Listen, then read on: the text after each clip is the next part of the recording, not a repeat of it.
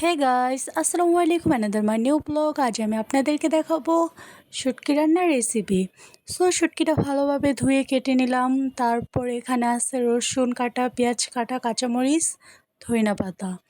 So শুটকিটা ভালোভাবে ধুয়ে মুয়ে সিদ্ধ বসিয়ে দিলাম, যাতে এটা গন্ধ না বলে। এখন তেল ঢেলে দিলাম। তেলটা একটু গরম হলে পেঁয়াজ দিয়ে দেব। পেঁয়াজ আর রসুন এটা ভালোভাবে কষিয়ে তারপর দিয়ে দেব কাঁচামরিচ। কাঁচামরিচ দেওয়ার পরে ভালোভাবে নাড়াচাড়া করে তারপরে দিয়ে দেব শুটকি। ভালোভাবে পেঁয়াজটা কষানো হচ্ছে। ভালোভাবে পেঁয়াজটা কষানোর পরে দিয়ে দিব শুটকি। এই হয়ে গেল শুটকির রেসিপি। খেতে খুব ভালো লাগছে। ভালো থাকবেন বন্ধুরা। আল্লাহ হাফেজ।